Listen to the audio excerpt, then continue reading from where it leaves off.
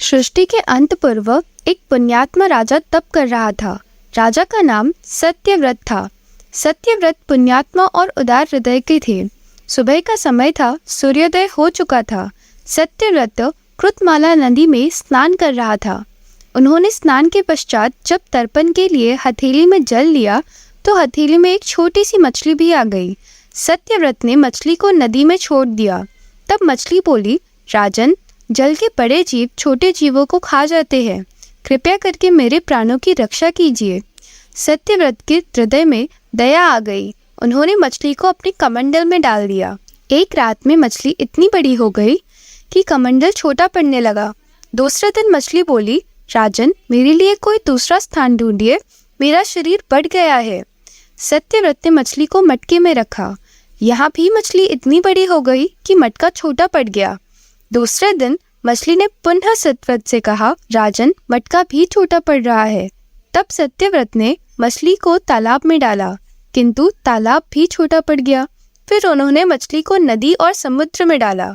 मछली का आकार बढ़ने से समुद्र भी छोटा पड़ गया। मछली ने कहा, राजन, यह समुद्र भी उपयुक्त नहीं है। तब सत्यव्रत उलझन में पड़ गए और बोले, आप कौन हैं? मत्स्य रूपधारी श्रीहरि यानी भगवान विष्णु ने उत्तर दिया, राजन, हयग्रीव नामक दैत्य ने वेदों को चुरा लिया है। मैं उसे मारने के लिए मत्स्य रूप में आया हूँ। 7 दिन बाद पृथ्वी पर प्रलय आएगा, समुद्र उमड़ेगा और भयानक वर्षा होगी। सब कुछ पानी में डूब जाएगा।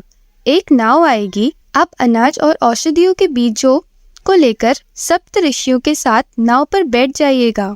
मैं आपको आत्मत्व का ज्ञान दूंगा। सत्यव्रत हरि का स्मरण करते हुए प्रलय की प्रतीक्षा करने लगे। 7वें दिन प्रलय आया, समुद्र उमड़ने लगा, भयानक वृष्टि हुई और पृथ्वी जलमग्न हो गई।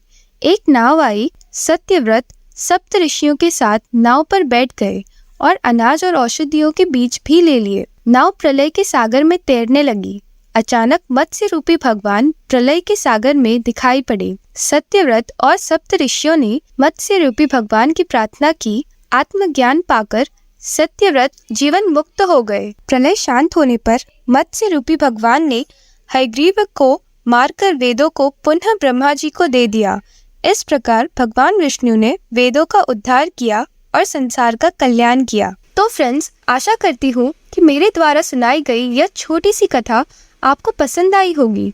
अगर आपको यह वीडियो अच्छी लगी तो इसे ज़रूर लाइक करें और इसी प्रकार की और पौराणिक कथाओं और हिंदी कहानियों के लिए मेरे YouTube चैनल को ज़रूर सब्सक्राइब करें।